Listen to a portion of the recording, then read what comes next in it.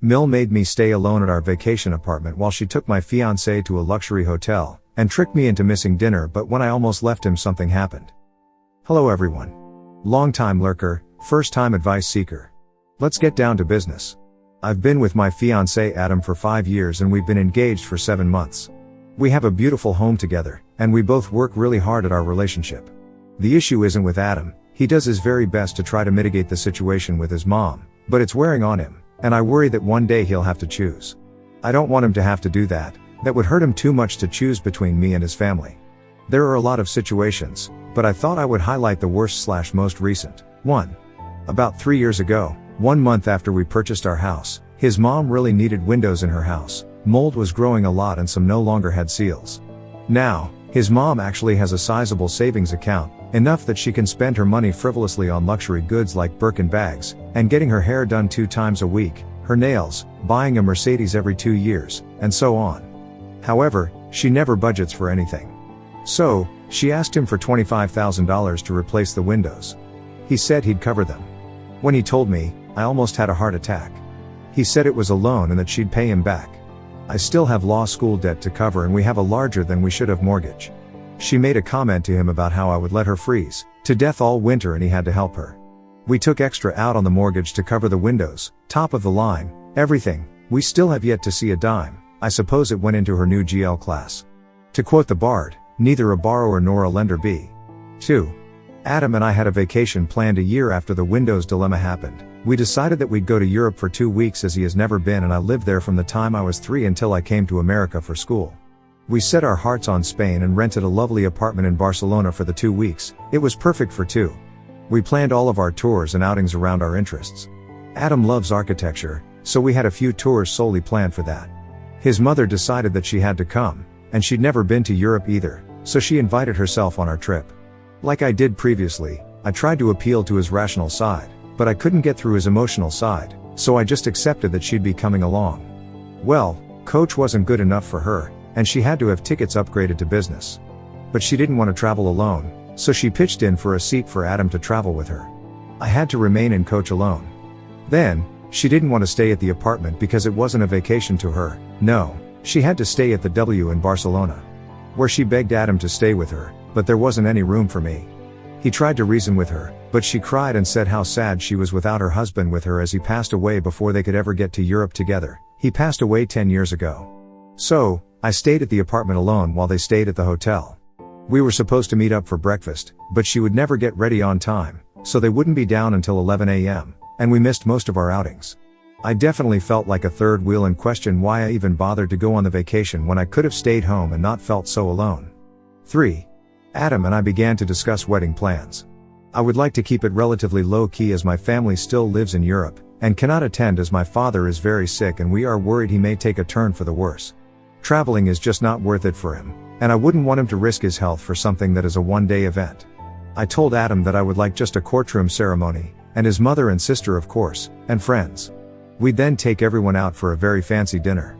His mother did not, I repeat, not take kindly to this. She said that if her son was going to get married, it would be a grand affair, for everyone to see. I just keep looking at my side of the seating chart, and the pitiful number of guests. I just want to cry. She has been planning it. I told Adam I didn't want this. I expressly told him that I just wanted a small, really small event. No go. She won't even hear him. She just refers to me as her and she and says how I think that I'm too good for a large wedding and that my family is too good for America.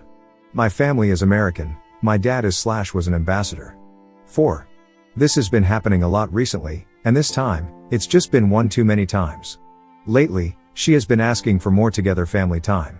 She lives quite close, but we don't see her all that often as she has friends and events that keep her busy, not too busy to plan the wedding though. She has requested that we, Adam and I, have dinner with her 3 times a week. Well, what has been happening is that she has been reserving a spot at the restaurant for 6 p.m. I don't get home until 6:30 some nights. She has just been encouraging Adam to eat out with her as I am too thoughtless to come home at a decent hour to eat with her son. How lonely that must be for him. It honestly doesn't bother me that he goes out to eat with her that often, but the things she says behind my back, well. I came home early tonight. I left work, and was on the road by 4:30 p.m., home by 5 p.m. I surprised Adam as he was just coming in the door when I yanked the door open to greet him happily. He was so excited to see me. I could come to dinner with him and his mom. I told him I just needed to shower real quick and get dressed. He called his mom right away and told her that I would be able to make it. He also made a comment stating he hoped there was a reservation for 3 tonight. She said that there was, but she thought they'd eat earlier, like 5:30, and was already on her way to our house. She got there at 5:15 and stated that she couldn't wait another second and had to eat right then. Adam said I'd be ready in just another 15 minutes and offered to call the restaurant and request they move us back. She wouldn't hear it. She just whined about being hungry, and how a poor old woman should be expected to wait so his fiancé could fulfill her vain requirements.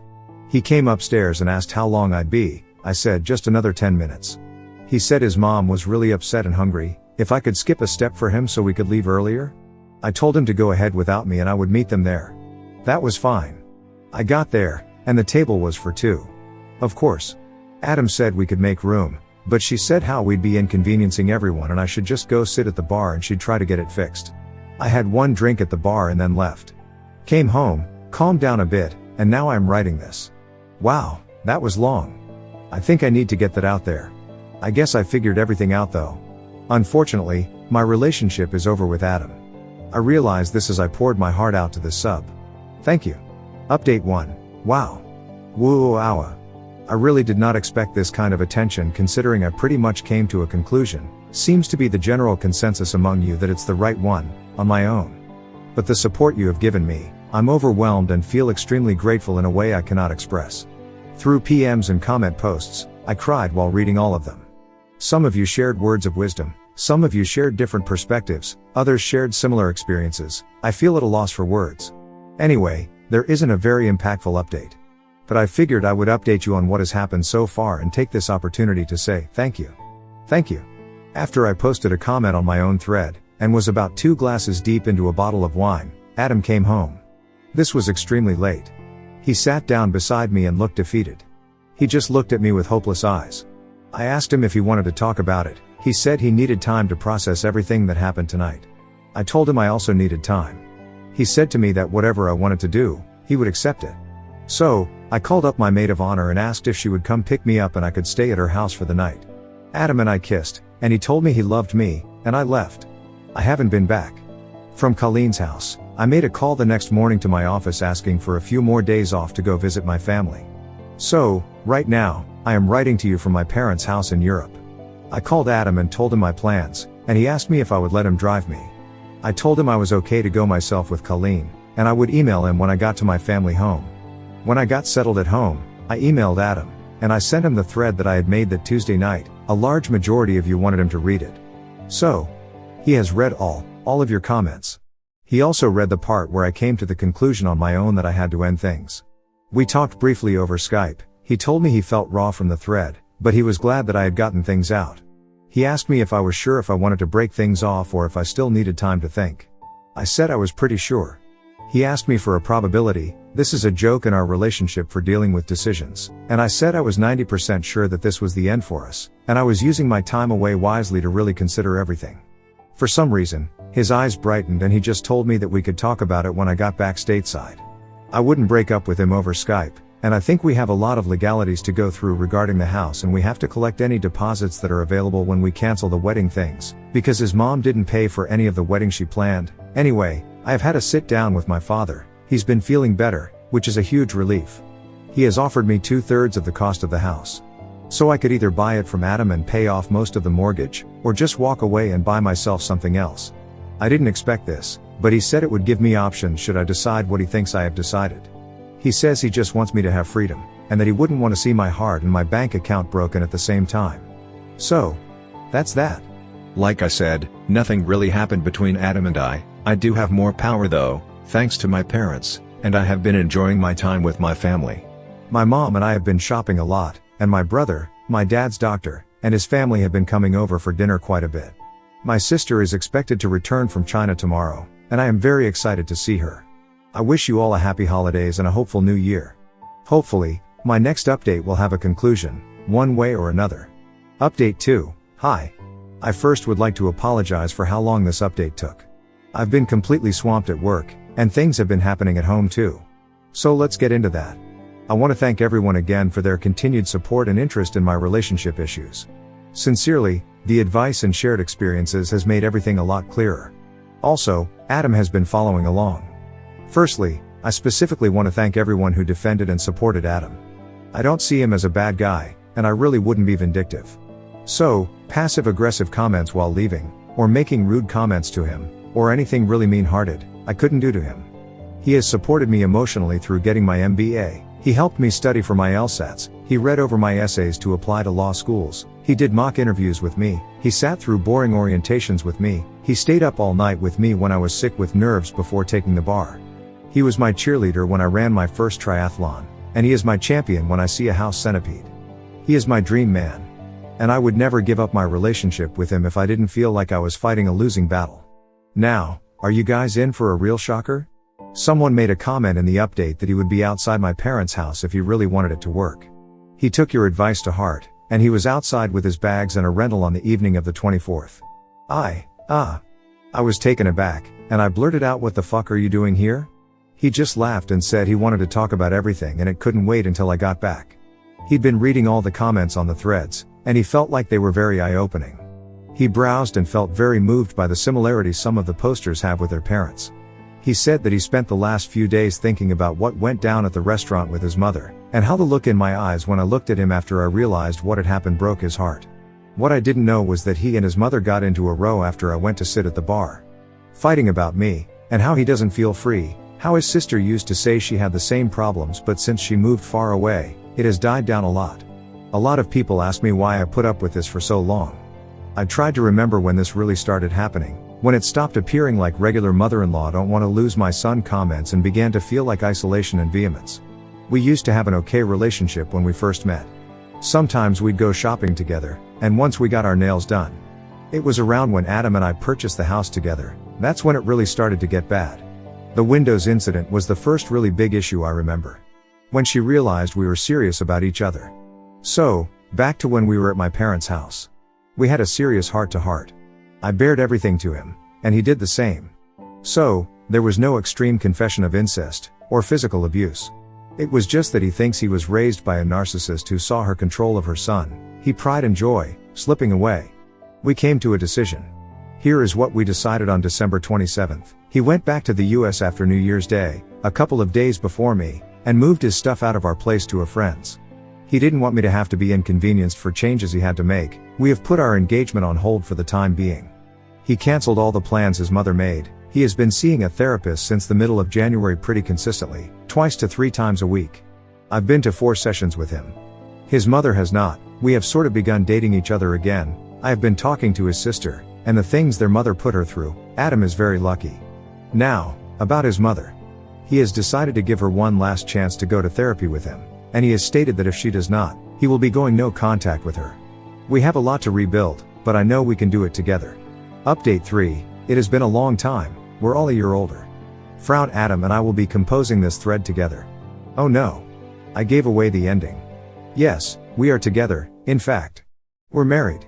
Here goes. Last time we left off, Adam was seeing a shrink, still is, to try to unwind some of the damage his mother did. We were living separately for the time being. Adam's mother tried to commit suicide, but no really, she called emergency services before she tried and didn't even have time to swallow more than 2 pills. It's so scary to think that within his mind there was such an abusive past when he has always had such a happy exterior. My husband, man that's fun to say, was basically traumatized by his own mother his entire life. As was his sister. I had alluded before in one previous thread that Adam's sister had it a lot worse than Adam when they were younger, but when Adam's father died, his mom locked in on him. So, Adam's dad died of kidney failure. However, Adam had donated one of his kidneys to try to save him. His father's body rejected the donation, and passed away about 11 years ago this coming April.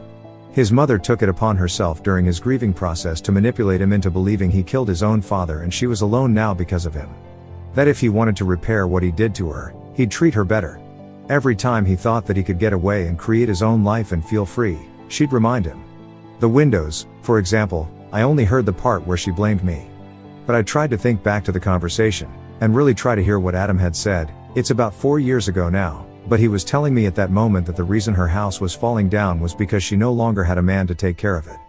Because he killed his dad.